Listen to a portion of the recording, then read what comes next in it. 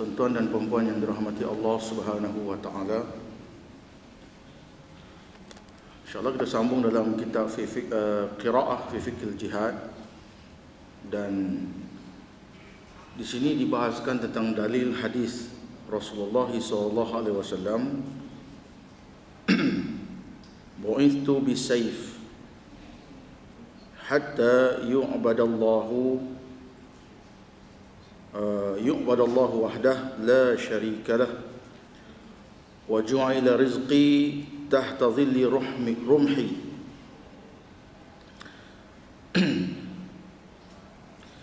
wa ju'ila dhullu was-sigharu ala man khalafa amri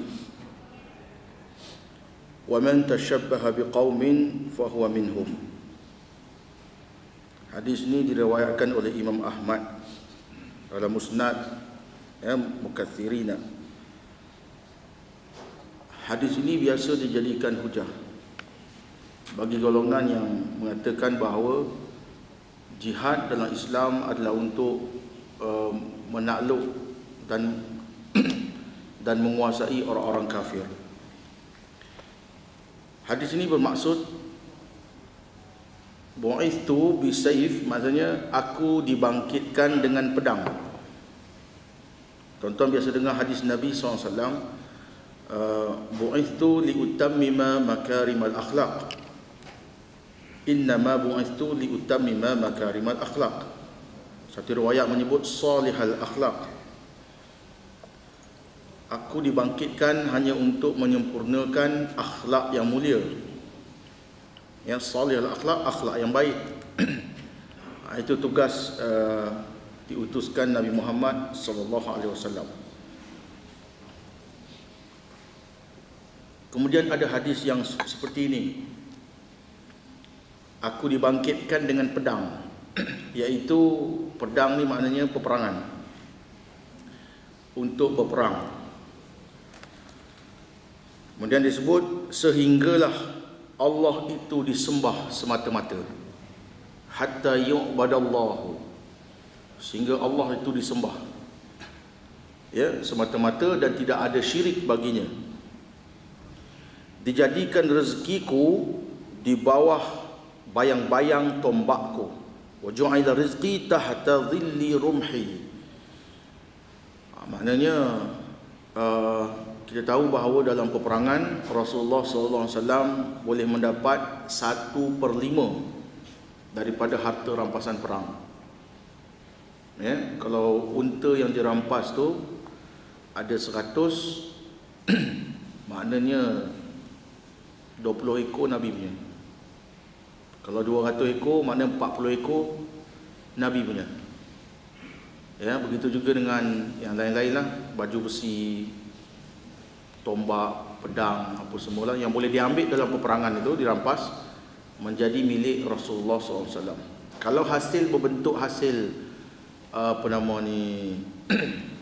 faid, baginda mendapat 1/6. Faid iaitu kalau tentera musuh tak jadi berperang dan menyerahkan hasil daripada tanaman, buah tamar dan sebagainya, baginda SAW dapat 1/6. Pun kalau kita tahu hadis ni, kita tahu berkenaan hukum ini, kesemua itu biasanya Nabi SAW akan kembalikan kepada rakyat di Madinah, penduduk Islam dan juga ahli Madinah. Jadi hadis ini menyatakan rezeki yang diperolehi oleh Nabi SAW, jatuh jam. Rezeki yang diperolehi oleh Nabi SAW adalah daripada jalan peperangan. Seolah-olah peperangan itu menjadi peluang untuk baginda mengaut keuntungan harta.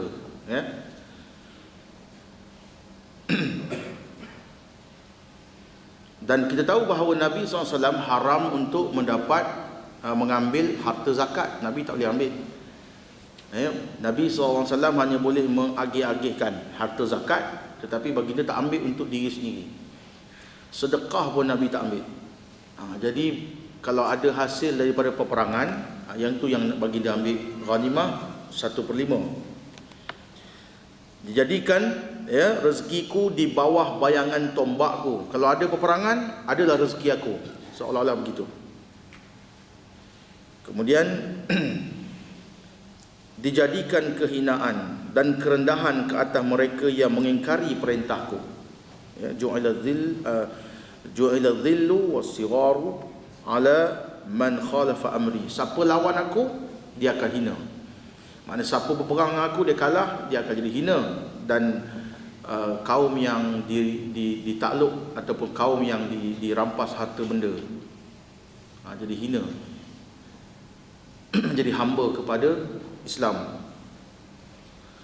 Kemudian waman tashabbaha biqaumin fahuwa minhum. Siapa yang menyerupai suatu kaum, maka dia termasuk dalam kaum itu. Yang ini tak ada masalah lafaz ni. Yang ini kita semua tahu. Dalam hadis Abu Daud pun ada. Itu larangan kita menyerupai orang kafir. Cuma yang awal-awal tu. Inilah ya hadis yang terdapat dipanggil hadis iskal. Hadis yang ada kita panggil kesukaran untuk memahaminya dengan makna yang betul. Kalau dipahami secara zahir, kita nampak Islam ni memang agama yang suka bermusuh, berperang. Kerana bu'ithu bisayf, aku dibangkitkan bersama dengan pedang.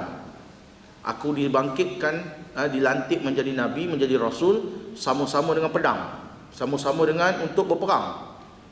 Itu maksud yang zahir. Ya, yang boleh kita faham dengan sekali baca nampak macam tu. Baik. Kemudian hadis ini dia kata Syekh Al-Qaradawi bahawa hadis ini tidak sunyi dan selamat daripada kritikan salah seorang perawinya yang menyebabkan hadis ini berpindah daripada martabat sahih menjadi dhaif. Maka Syekh Al-Qaradawi dia melihat para ulama menghukumkan hadis ini dhaif. Maka bila dhaif, hadis ini tidak ada tempat dalam istidlal, menjadi dalil. Tak boleh dibuat dalil. Tidak boleh dibuat dalil, makna tak boleh dibuat hukum. Tetapi maknanya boleh diambil untuk disesuaikan dengan hadis-hadis lain. Macam saya sebut tadi. Kenapa Nabi SAW jadi rezekinya di bawah mata bayang-bayang lembingnya, tombaknya. Maknanya sebab baginda haram mengambil harta zakat. Nabi tak boleh terima zakat, Nabi tak boleh terima sedekah. Jadi rezeki dia situ. Walakin kana yaqbalul hadiah. Nabi SAW terima hadiah. Ya. Jadi oleh kerana itu peperangan bukan sengaja dibuat-buat supaya Nabi boleh dapat harta, bukan. Okey. Syekh Al-Qaradawi juga membahaskan matan hadis dan mendapati bahawa ia bercanggah dengan apa yang dibawa oleh Al-Quran. Pada lafaz bu'ithtu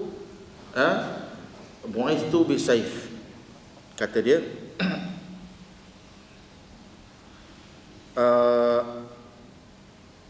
dianya hadis ni yang kata Nabi SAW dibangkitkan bersama dengan pedang, dia kata bercanggah dengan apa yang dibawa oleh Al-Quranul Karim. Al-Quranul Karim menjelaskan bahawa Rasulullah SAW diutuskan sebagai rahmat kepada sekalian alam. Iaitu rahmatan lil alamin.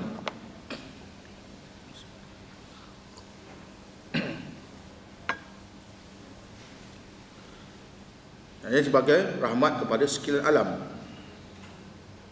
Beliau berkata, apabila kita memejamkan mata daripada melihat sanad hadis dan perbincangan mengenainya serta melihat kepada matan dan kandungannya, nescaya kita mendapati bahawa kandungan hadis tadi adalah mungkar. Mungkar tadi maknanya dia menyanggahi Quran. Wa ma arsalnaka illa rahmatan lil alamin. Itu Quran sebut.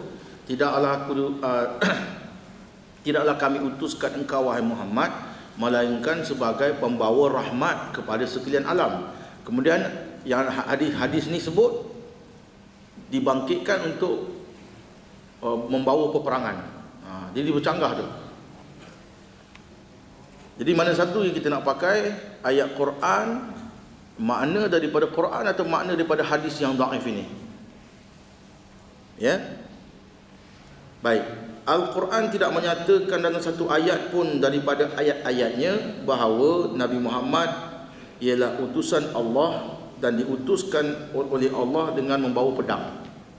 Bahkan ia menyebut dengan pelbagai ayat bahawa Allah Subhanahu wa taala memutuskan baginda dengan petunjuk agama yang benar, rahmat, ya, penyembuh dan nasihat kepada manusia. Perhatikan ayat-ayatnya. A'udzubillahi minasyaitonir rajim. Huwallazi arsala rasulahu bil huda wa dinil haqq liyudhhirahu 'alad dini kullih. Liyudhhirahu 'alad dini kullih walau karihal musyrikun. Surah At-Taubah ayat 33. Nampak? Ayat ni menyebut dialah Allah yang mengutus rasulnya, iaitu Nabi Muhammad sallallahu alaihi wasallam, dengan membawa petunjuk. Jadi baginda diutuskan untuk membawa petunjuk, ya, bil huda, bawa petunjuk. Baginda SAW disuruh untuk menyampaikan hidayah, menyampaikan ajaran Islam, yang mengajak orang supaya beriman. Bil huda wa dinil haq, dia membawa agama yang benar, iaitu agama Islam, ya, liyuzhirahu 'ala dini kulli, untuk memenangkannya atas segala agama. Maknanya bila datang ajaran Islam, agama-agama lain akan nyatalah kebatilan dia. Agama yang sembah berhala, agama yang sembah nabi, agama yang sembah manusia, agama sembah patung, semua akan dikalahkan. Iaitu, ya, agama mengesakan Allah Taala ini akan terlihat nyata kebenarannya, kan? Qad tabayyana rusydu minal ghayy. Ayat Quran yang lain menyatakan telah jelas jalan petunjuk daripada jalan kesesatan. Bila datang Islam, qad ja'al haqq wa zahabal batil, wa zahaqal batil. Bila mana agama Islam bila datang, dia bawa kebenaran, yang kebatilan tu dia akan lenyap. Ya.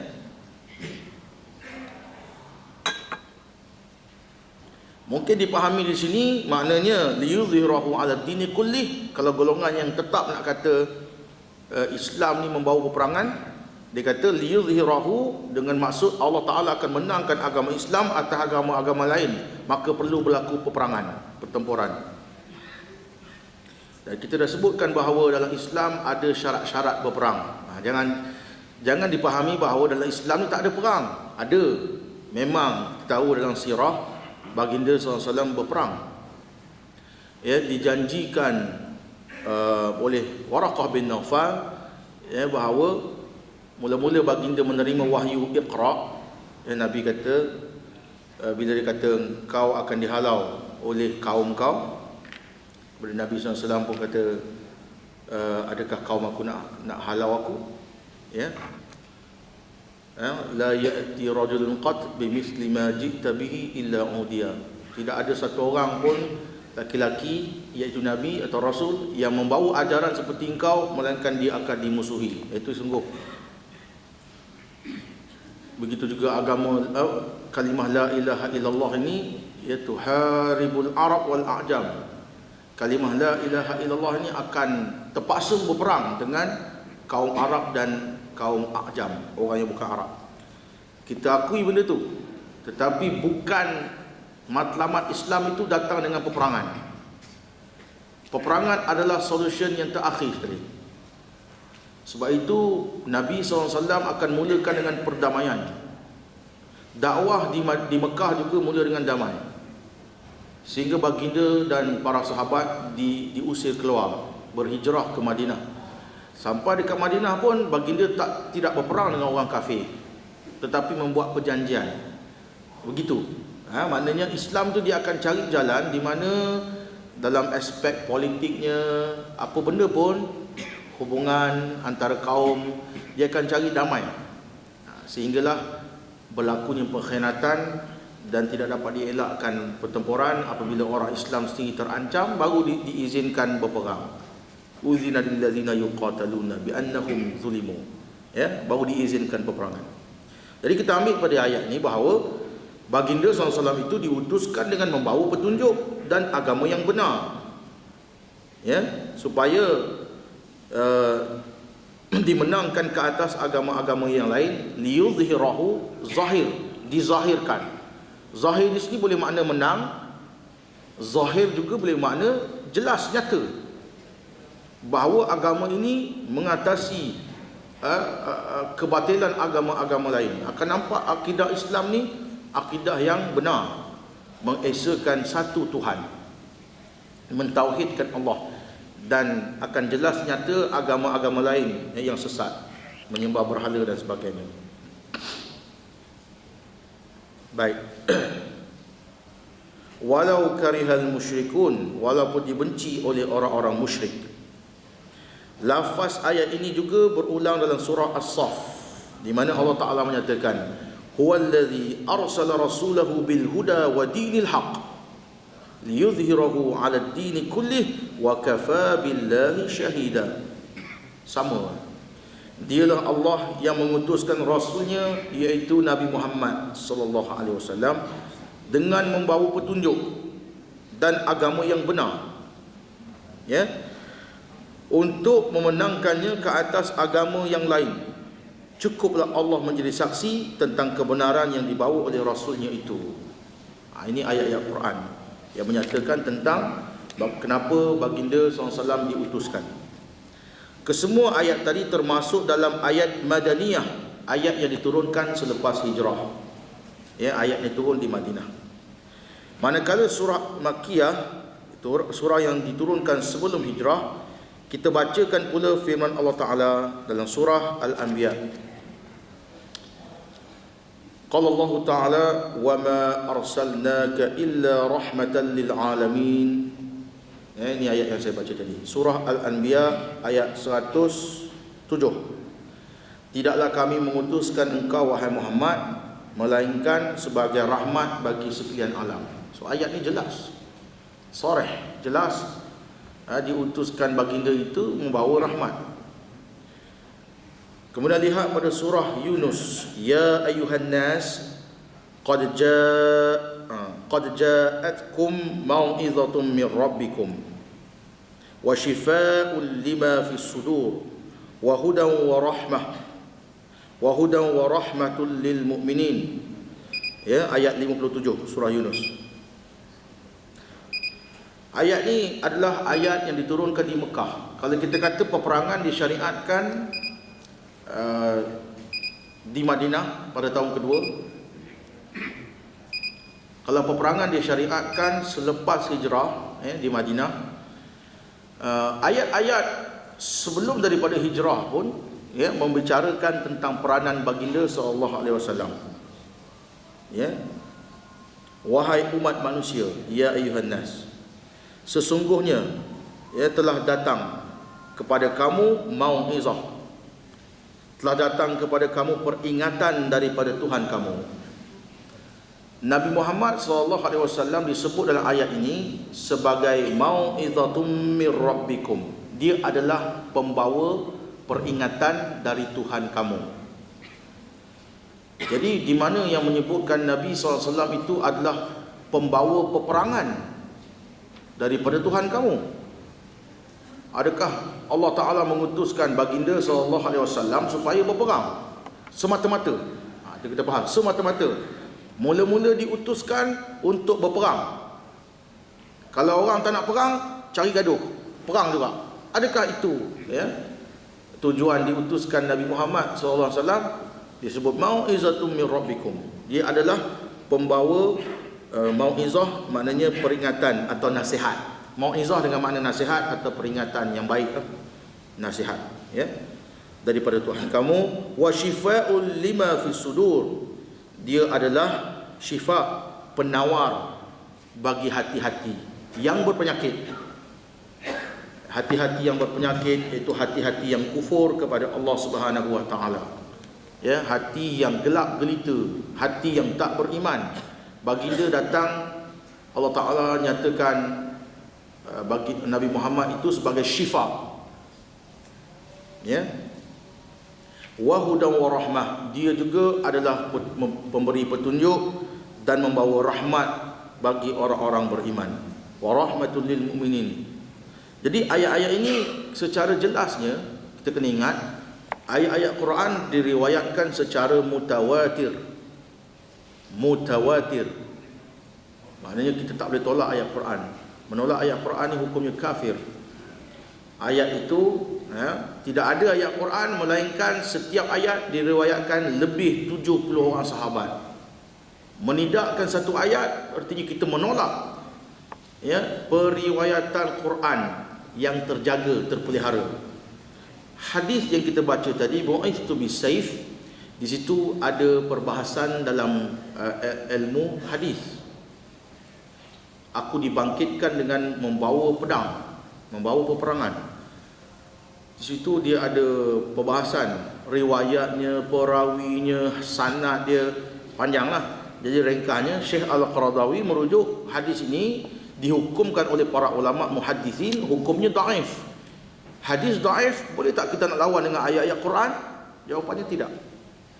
Ayat-ayat Quran ini lebih nyata dan jelas menyatakan fungsi pengutusan Nabi Muhammad sallallahu alaihi wasallam. Baik. Kemudian dalam ayat yang lain dalam surah An-Nahl, wa nazzalna 'alaikal kitaba tibyanan likulli syai' wa hudan wa rahmah wa busyra lil muslimin. Surah An-Nahl ayat 89.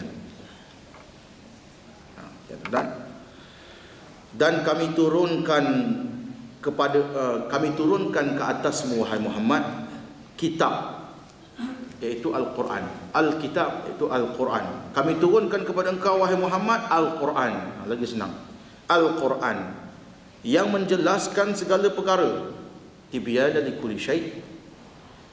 Dia juga, Quran itu adalah pemberi petunjuk, rahmat dan berita gembira bagi orang-orang Islam.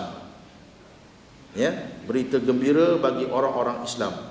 Orang-orang yang menyerah diri, tunduk dan patuh mengikut perintah Allah. Nabi SAW diutuskan membawa berita gembira.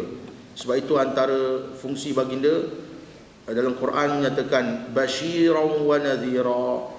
Muhammad itu dia adalah pemberi khabar gembira dan pemberi amaran, pemberi peringatan. Busyra dengan maksud baginda menyampaikan bahawa bagi orang-orang yang beriman, yang beramal soleh, di akhirat ada kehidupan yang kekal abadi. Di akhirat ada kehidupan yang menyeronokkan. Di akhirat adalah kehidupan yang membawa nikmat bagi orang-orang yang telah beramal di dunia.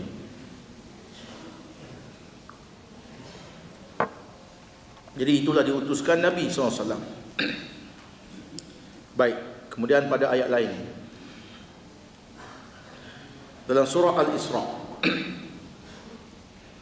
wa bil haqqi anzalnahu bil haqq.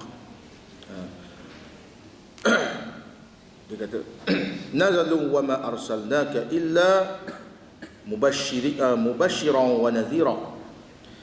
Hanyalah dengan hikmah kami turunkan Al-Quran dan ia meliputi segala kebenaran.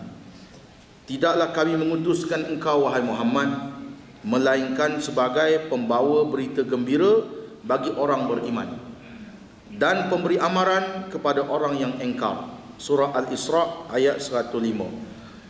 Jadi ayat-ayat ini jelas menyatakan bahawa Nabi SAW itu pemberi khabar gembira, bukan membawa kesengsaraan, peperangan, kebencian dan sebagainya.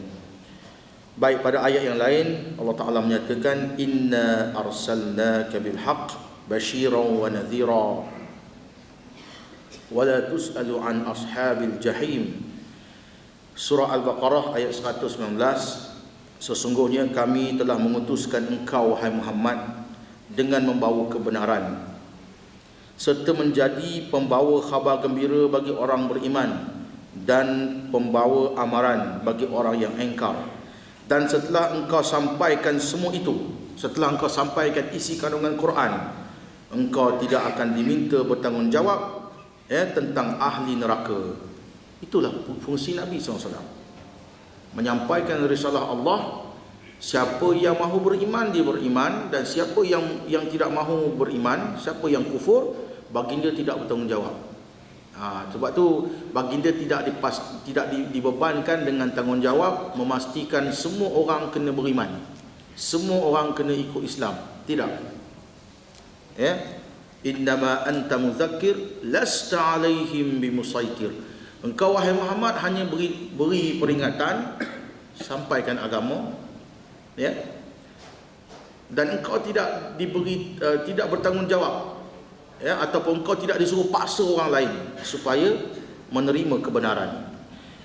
Jadi keseluruhan ayat-ayat ini sama ada ayat yang turun di Mekah ataupun ayat yang turun di Madinah, ya, dengan lafaz-lafaz yang berbeza menyatakan fungsi Nabi SAW adalah sebagai pembawa hidayah petunjuk, pembawa kebenaran, ya, memberi khabar gembira dan peringatan, memberi penerangan dan mengubat. Mengubat ni maknanya mengubati hati yang kufur. Itu fungsi baginda, ya, serta membawa rahmat bagi sekalian alam. Maka bukanlah baginda diutuskan dengan pedang ataupun tombak seperti yang dinyatakan pada hadis yang kita baca pada awal tadi. Baik, ya, itu dia. Apa dah? Awal lagi 10 minit. Baik, kemudian Syekh Al-Qaradawi dia pindahkan pada satu dalil yang lain. Okey. Iaitu hadis yang diriwayatkan oleh Imam Al-Bukhari, yang ini hadis yang sahih, dan juga antara dalil yang digunakan oleh golongan yang lebih cenderung untuk menyatakan bahawa Islam ni agama yang membawa peperangan. Kita dah jawab yang tadi, kita tengok hadis ni pula. Qala Rasulullah sallallahu alaihi wasallam, umirtu an uqatila an-nas hatta yaqulu la ilaha illallah. Ya. Hadis ini juga ada riwayat yang lain, umirtu an uqatila an-nas hatta yashhadu an la ilaha illallah wa anni rasulullah fa idza fa'alu dhalik asamu minni dima'ahum wa amwalahum illa bihaqqiha wa hisabuhum 'ala Allah. Hadis ni ada riwayat Bukhari dan ada riwayat Muslim. Baik. Kalau kita lihat lafaz hadis ni macam hadis yang mula-mula tadi, dia ada iskal, dia ada, kita kata ada kesamaran dari segi memahami maksud hadis tu, memahami mantuk apa yang terkandung pada hadis. Kata Nabi SAW, aku diperintahkan, ya, supaya memerangi manusia, ya, sehinggalah mereka mengucap la ilaha illallah Muhammadur Rasulullah. Apabila mereka telah melakukan demikian, maka terpeliharalah daripadaku harta, darah mereka dan harta benda mereka, kecuali dengan hak syahadah, hak Islam, dan ketentuan mereka terserahlah kepada Allah. Pun sama, hadis ni dia membawa apa panggil, maksud secara zahirnya Islam adalah agama yang menyeru kepada peperangan. Umirtu artinya aku diperintahkan. Siapa perintah? Allah perintah. Allah perintah Nabi SAW untuk berperang, perang dengan semua manusia sampai mereka mengucap, sampai mereka masuk Islam. Bila mereka masuk Islam, barulah darah mereka, iaitu nyawa mereka dan harta benda mereka terpelihara daripadaku. Maknanya kalau dah masuk Islam, aku tak boleh bunuh, aku tak boleh ambil harta. Bahkan orang yang mengucap 2 kalimah syahadah mesti dipelihara, ya, nyawa dan harta benda. Kalau dia kafir, makna boleh bunuh. Seolah hadis ni nak sebut macam tu. Hadis yang mula-mula tadi kita dedahkan, kita nyatakan bahawa hukumnya dhaif. Yang ini hadis sahih. Macam mana pula? Yang tadi hadis dhaif kita tolak. Maksud saya tolak dari segi pendalilannya untuk mengatakan bahawa Islam tu agama peperangan, kita tak pakai tu. Yang ini hadis sahih. Macam mana pula? Baik, dalam kitab ni dia sebut panjang, saya cuma nak ringkaskan. Kalau boleh saya ringkaskan dan terus masuk pada bab, nanti kita masuk bab barulah. Kalau saya baca nanti takut jadi panjang. Saya nak jelas begini. Hadis ini sahih, maknanya betul. Ya, dibahaskan oleh para ulama, Ibn Taymiyah dan lain-lain. Jadi cara untuk memahami hadis ni, bahawa yang diperintahkan baginda memerangi hanyalah orang-orang yang memerangi Islam. qatilul ladzina yuqatilunakum. Allah Ta'ala hanya membenarkan kita berperang dengan orang-orang yang berperang dengan kita, dengan orang Islam. Dan kita tak dibenarkan berperang dengan orang yang tidak memerangi kita. Dalilnya banyak dah saya sebut dalam kuliah-kuliah yang lepas. Ayat-ayat Quran yang menyatakan itu cukup jelas. Kita tidak boleh berperang dengan orang-orang kafir semata-mata sebab dia kafir, kecuali bila dia memerangi kamu. Dan terbukti juga melalui sirah Nabi SAW, hanya diperangi orang-orang setelah mana mereka itu mengkhianati perjanjian dengan pemerintah Madinah, iaitu Nabi SAW sendiri. Satu pandangan ulama juga mengatakan bahawa yang dimaksudkan umirtu an uqatilan nas bukan manusia seluruhnya, tetapi adalah Quraisy. Memang kita lihat peperangan dengan Quraisy sampai ke akhirnya, sampai kepada perjanjian Hudaibiyah. Bila Hudaibiyah terbatal, maka berlaku Fatu Mekah. Bila berlaku Fatu Mekah, idza jaa nasrullahi wal fath wa ra'aitan nasa yadkhuluna fi dinillahi afwaja. Itu yang berlaku. Sebab dengan Quraisy, Nabi SAW telah berdakwah dengan sebaik-baik mungkin 13 tahun. 13 tahun di Mekah. Cara lembut, cara macam-macam, cara dah guna dah. Tetapi akhirnya mereka menyakiti baginda SAW. Mereka menyeksa para sahabat, mereka menyeksa dan membunuh orang-orang Islam, sehinggalah terpaksa orang Islam berhijrah ke Madinah. Ini satu ini boleh kita faham daripada hadis ni. Umirtu an uqatilan nas, dia khusus kepada Quraisy. Iaitu bila mana Quraisy ni, bila orang Islam dah hijrah ke Madinah pun, mereka masih lagi melancarkan gerak kerja peperangan. Maknanya ganggu, kacau. Jadi dalil bahawa baginda bukan diutuskan semata-mata berperang atau semata-mata memerangi orang kafir.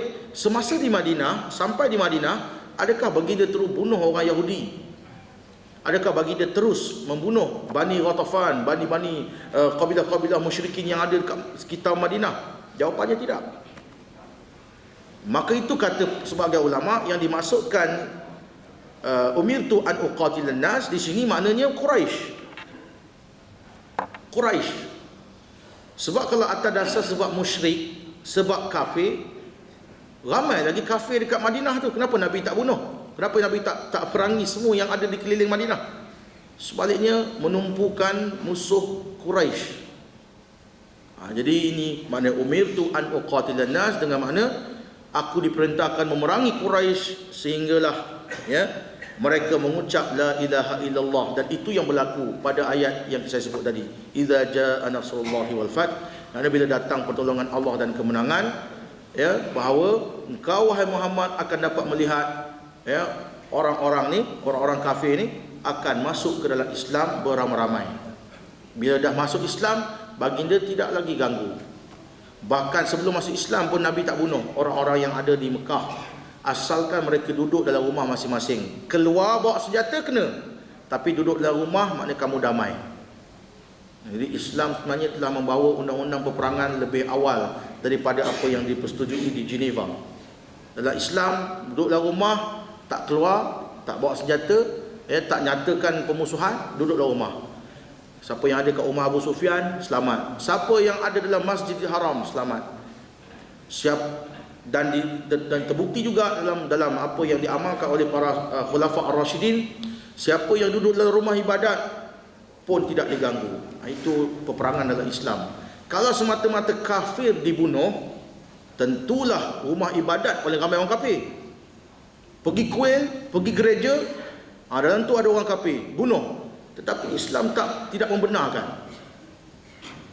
rumah-rumah ibadah diganggu. Itu jadi makna bukan semata-mata sebab kafir maka diperangi, bukan. Jadi itulah kalau kita nak memahami hadis ni, sehingga orang-orang yang memerangi Islam sahaja, baginda diperintahkan oleh Allah untuk memerangi, bukan semata-mata sebab dia kafir, bukan semata-mata sebab dia tak beriman kita lawan dia, bukan. Sebaliknya bila dia lawan kita, bila dia lawan Islam, maka disitulah diperangi. sehinggalah mereka berhenti daripada memusuhi Islam. Dan saya melihat hadis ini, ya, berdasarkan apa yang dihuraikan oleh para ulama, dia lebih merujuk kepada Quraisy. Bila bangsa Quraisy, ya, orang-orang musyrikin di Mekah dah masuk Islam, harta benda mereka, nyawa mereka dan harta benda mereka terpelihara dan tak diganggu lagi, ya, melainkan dengan hak Islam. Kalau ada di kalangan orang-orang yang dah memeluk agama Islam murtad, ya, dia dibunuh. Man baddala dinahu faqtuluh.